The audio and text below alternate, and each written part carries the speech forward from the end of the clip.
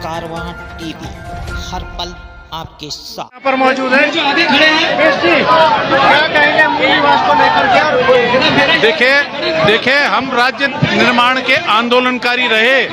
उस समय जिन्होंने शहादत दी, जिन्होंने जेल में यातनाएं सही, पुलिस की लाठी खाई, उनकी जो भावना थी कि राज्य बनने के बाद हमारे अधिकार बढ़ेंगे, हमारे हित सुरक्षित रहेंगे, हमारे बच्चों को नौकरियां मिलेगी, हमारी जमीनें सुरक्षित रहेंगी।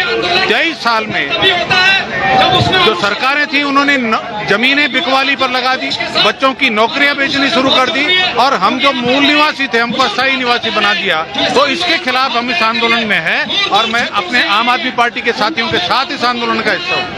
एक सवाल ये खड़ा होता है कि एक तरफ तो मूल निवास और भू कानून को लेकर के आवाजें उठ रही हैं और सरकार जो है यूसीसी पर काम कर रही है, इस पर काम नहीं कर रही है। सरकार राज्य के अंदर विकास के बजाय धर्मांधता फैला करके लोकसभा चुनाव जीतने की तैयारी कर रही है, इसलिए उसको यूसीसी महत्वपूर्ण लग रहा है। भू कानून और मूल निवास उसके एजेंडे का विषय नहीं है, लेकिन हम लड़ेंगे, सड़कों पर रहेंगे और इस लड़ाई को जीत करके दिखाएंगे। चलिए, क्या कहेंगे आप? एक बड़ा आंदोलन भू कानून को लेकर उत्तराखंड की जनता से 20-22 सालों में सरकार ने इनके जो मूल निवास का अधिकार है वो भी छीन लिया है। आज रोहिंग्या बांग्लादेशियों में और उत्तराखंड के जो सदियों से लोग रह रहे हैं उनमें कोई अंतर नहीं रह गया है। बांग्लादेशियों को यहाँ पर अस्थायी निवास प्रमाण पत्र दिए जा रहे हैं और उत्तराखंड के लोग अपने मूल निवास के लिए एड़ियां रगड़ रहे हैं अभी भी। इसके लिए जनता में आक्रोश है और हम सब लोग यहाँ पर आज सीएम आवास कूच के लिए इकट्ठा हुए हैं। इसके अलावा जो हमारे जो लोग हैं, पुश्तैनी जमीनें हैं हमसे छीनी जा रही हैं, नदी नाले कब्जाए जा रहे हैं और सरकार जो दिल्ली वाले दलों की सरकारें हैं ये वोट बैंक के लालच में हमसे नदी नालों जो कब्जाने वालों को बचा रही है। हाई कोर्ट बोल रहा है इनको हटाओ, हमारी सरकारें उनको बचा रही हैं और हमारी जो जमीनें हैं उनको कब्जे किए जा रहे हैं, उनके लिए सरकारें कुछ नहीं कर रही। इसको लेकर के जनता में आक्रोश है और इसीलिए हम लोग भू कानून लागू करने की मांग को लेकर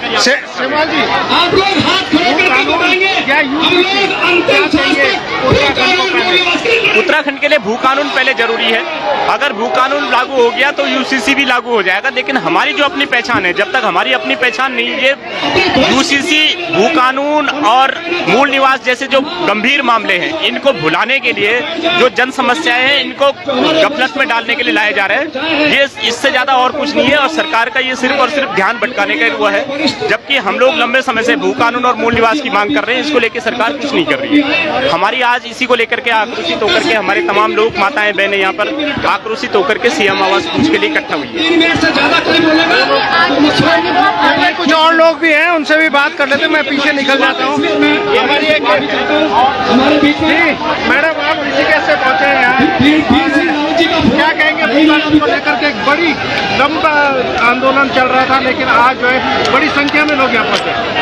धन्यवाद आपका, और मैं सभी का धन्यवाद करूंगी कि सब लोगों के कहीं ना कहीं पीड़ा है कि हमारे उत्तराखंड में भू कानून लागू होना चाहिए, क्योंकि हमारी यहाँ की सारी जमीनें बिक चुकी हैं। दोषी हम लोग भी हैं जो हमने अपनी जमीनें बेची हैं, लेकिन सरकार से अनुरोध है कि वो हमारी जमीनें ना बेचे और जैसे हिमाचल में भू कानून लागू है, हमारे उत्तराखंड में भी इसी तरह का भू कानून लागू होना चाहिए। मैडम, सरकार ने एक समिति बनाई थी भू कानून को लेकर के चुनाव से पहले, उस समिति का आता पता नहीं है। सरकार तो खाली जुमले बनाती है और जैसे चुनाव खत्म हो से टोपी बनाती है जयराम जी की, जबकि सब लोग हमारे अपने हैं, उत्तराखंड के लोग हैं और हमारे बच्चों के पास रोजगार नहीं है। अगर हमारी भूमि नहीं बिकेगी तो हमारे बच्चों को यही रोजगार मिलेगा। बाहर के लोग यहाँ पे आकर रोजगार कर रहे हैं, हमारे बच्चे दर दर की ठोकरें खा रहे हैं। कभी भर्ती घोटाला हो जाता है, कभी पेपर लीक हो जाता है, तो हमारे बच्चे जाएं तो कहाँ जाएं? तो जाएगा। तो एक और आखिरी सवाल ले लेते हैं। सरकार यूसीसी पर तो कदम बढ़ा रही है, लेकिन भू कानून पर नहीं बढ़ाती है। सरकार को तो हिंदू मुस्लिम करके आपस में लड़ाना है लोगों को, लेकिन जो हमारी जरूरत है उत्तराखंड की, हमारी जरूरत है कि हमें भू कानून लागू होना चाहिए हमारे प्रदेश में। सुलोचना जी भी है, उनसे भी बात कर लेते हैं। मैडम, क्या कहेंगे? एक बड़ा आंदोलन आज देखने को मिल रहा है। धन्यवाद सर। ये आंदोलन तो 23 साल पहले राज्य जब लिया था तभी मांग थी, लेकिन दुर्भाग्य है तब से आंदोलन पूरा नहीं हुआ हमारा। ये मांगे आज तक पूरी नहीं हुई। अब देखो 2 पीढ़ियां खत्म हो रही, तीसरी पीढ़ियां हम लोग हैं जो आज हम सड़कों पे हैं, क्योंकि हमारे माँ बाप ने इसलिए राज्य नहीं लिया था कि आज सड़कों पे हमें आना पड़े। हमारी अभी तक मूल निवास भू कानून एक भी मांग पूरी नहीं हुई, लेकिन अब जनता जाग उठी है, मातृशक्ति जाग उठी। अंधभक्त खत्म हो गए, उत्तराखंड से अंधभक्तों की संख्या कम हो गई है, क्योंकि जिनका अपना कोई नहीं होता वो सिर्फ वो दुनिया का दर्द उसको क्या पता। सरकार उनकी चल रही जिनका अपना कुछ भी नहीं है।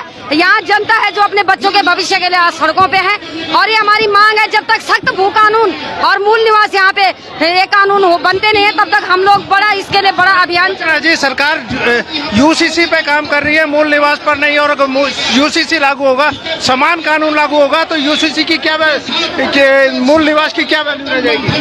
देखो मूल निवास तो जो 1950 से पहले हमारे पूर्वजों ने स्वतंत्रता संग्राम सेनान करके देश आजाद किया था, उसके बाद राज्य भी लिया था, तो मूल निवास जो मूल निवासी अधिकारी है जिनका, वो आज सड़कों पे है। अस्थायी निवास तो कोई भी बना दे रहा है, सत्ता वाले अपने लोगों का अस्थायी निवास फर्जी प्रमाण पत्रों के आधार पर यहाँ पे नौकरियां दी जा रही है, फर्जी मूल निवास फर्जी अस्थायी निवास बना के यहाँ पे मकान कब्जाए जा रहे हैं।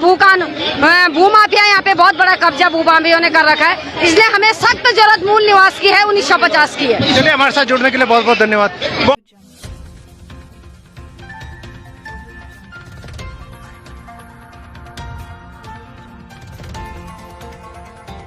कारवां टीवी, हर पल आपके साथ।